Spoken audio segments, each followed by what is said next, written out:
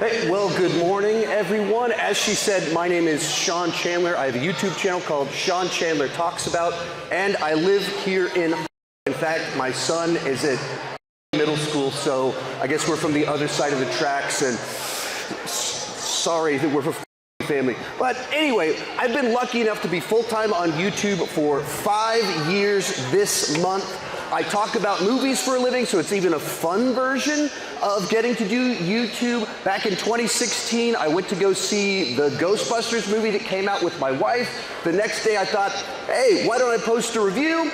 And then 2.5 years later, I was able to turn that into a full-time career, and it's cool. I watch movies for a living. So that's a fun thing to do. I work for myself, I set my own hours. I get to see movies for free at the theater, and I get to take people with me. So I take my friends, my kids to the movies all of the time. And then beyond that, like I get to go to red carpet premieres for movies, award shows where I'm like seeing celebrities all around me. I don't know if you guys, if Power Rangers is still a thing. I literally was hanging out with the Red Ranger a couple weeks back, just at an event that I was at.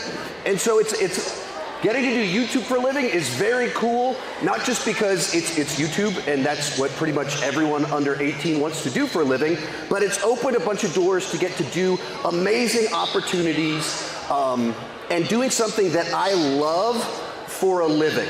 And I get to speak at Comic-Cons, and today I'm getting to speak to all of you. So by chance, do any of you have a YouTube channel? So we got a few hands out there. My son is trying to start one, and he asked me for advice, but it's all like the craziest advice. And he does these videos. They're like shorts that I don't understand because I'm in my 40s and they're wild and crazy.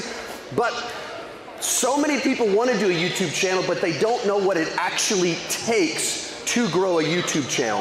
And like for me, I was able to start in 2016 and go full-time in 2019, but I put up my first movie review webpage back in 1998, 15 years before any of you were born, and it took almost 20 years to start making money doing it. And it required that I get really good at talking publicly. It required I learn how to video edit. It required learning a bunch of knowledge about the subject matter that I cover, which of course obviously is movies.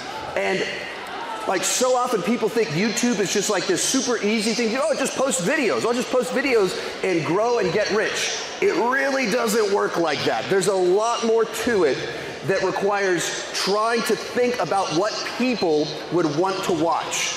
Posting something that's actually useful or entertaining and not just something that you want to create for yourself. And so if that's something you're interested in, what does the world of being a YouTuber look like? In the case of me, I watch movies for a living, but I also read books all the time. I video edit all the time, and I'm writing all the time. There's all these different skill sets that go into it beyond just talking to a camera and posting things and having people click the like button a lot. There's a whole set of skills you have to learn, and that takes time, it takes hard work, and putting together a series of skills to try and be successful at it.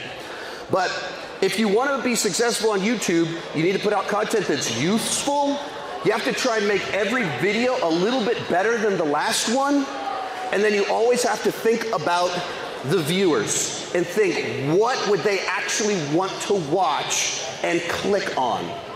But as kind of Christy said, while I do YouTube for a living, it's really cool to get to talk about movies for a living. It's really cool to be a YouTuber. It's an interesting job that people are curious about. YouTube did not exist when I was your age. In fact, it wouldn't exist for another 10 years when I was your age. And so people are curious about it. But as she said, as YouTube is just what I do for a living, it doesn't define who I am, because being a Christian, being a follower of Christ is the thing that's most important.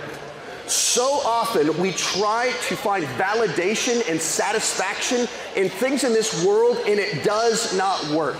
So like in my case, like I thought as soon as I get 10,000 subscribers that would like satisfy me, that I'd be happy. And then I got 10,000 subscribers, and I still wanted more. Like, I thought at one point in time, if I knew someone that had 8,000, I thought, that's so many people. Well, then I got my silver play button, 100,000, and I still wasn't satisfied. 200,000, still wasn't satisfied. Like, I thought I could reach a point. I've obtained every goal that I have in terms of YouTube, and it still doesn't satisfy. I always want more. And so often we put our value, our satisfaction, we trust it in something that cannot satisfy. And so, like, my son is kind of obsessed with Fortnite, or at least he was for a long time, and desperately always wants the victory royale, or even better, the crown royale. And then he gets it, he's so happy for 10 seconds, and then the next match starts, and he needs to do it again, and he needs to get more. Or you play sports, we're at FCA, you have a fantastic game, you won, got the most points, whatever the metric is, and then you're so happy, but then the next game comes around and you're wondering, can I do it again? Grades, you get an awesome score on the test, the quiz, you're so happy, and then the next test rolls around and you have to do it again. It never satisfies to get that thing. A guy named Tom Brady, one of the most famous quarterbacks in NFL history, has a whole bunch, this guy over here knows who I'm talking about, has a whole bunch of Super Bowl rings. Like, if you look at his life, he's accomplished everything he could have ever wanted. Many consider him the GOAT, the greatest of all time at what he did, being a quarterback.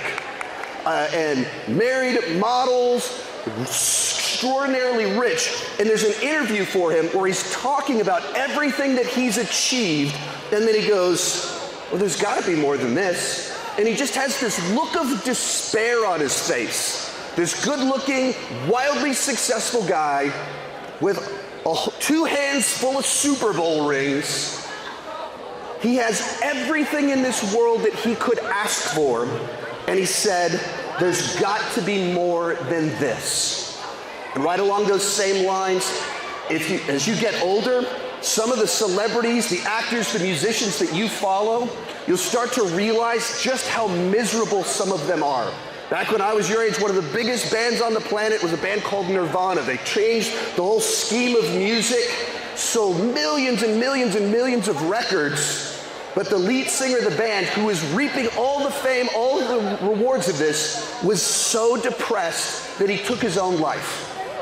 And it just shook the world. Like, he has everything. Anything that he wanted, he had achieved. And he still wasn't happy. He was miserable because the things of this world aren't meant to satisfy. We weren't made. It's fine. Like, being a YouTuber, it's a fun job. Playing sports and winning, that's awesome. Playing Fortnite, getting the victory royale, that's awesome. But that's not what we're here for. That's not where our joy and satisfaction should come from. And if something, how many cups of sand do you need to drink to satisfy thirst? Well, you think, well, was it 10? It's sand, so do you need 20 cups of sand to satisfy thirst? And you go, no, sand doesn't satisfy thirst. You could drink 1,000,000 cups of sand. Actually, you probably couldn't drink 1 cup of sand. But if you drink sand, it does not satisfy thirst because we're not meant to be satisfied by sand. Thirst is satisfied by water, and we weren't made to be satisfied by the things of this world, but by God. It says in Ecclesiastes 3, He has made everything appropriate in its time. He has also set eternity in their heart. We're not made to find our satisfaction in the things of this world, but in God, through a relationship with Him. And like I said, God designed us to enjoy this world, but He also designed us to find ourselves in Him and not all the things that we experience here. Being a YouTuber, it's an amazing job. But if I lost it and I had to do something else, that's fine, because my satisfaction isn't in YouTube, view count, subscribers. It's in Jesus. He is everything. He's what satisfies.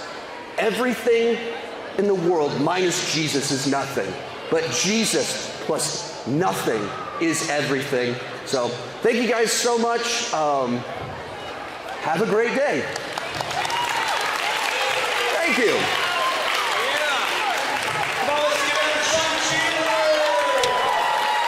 That's nice.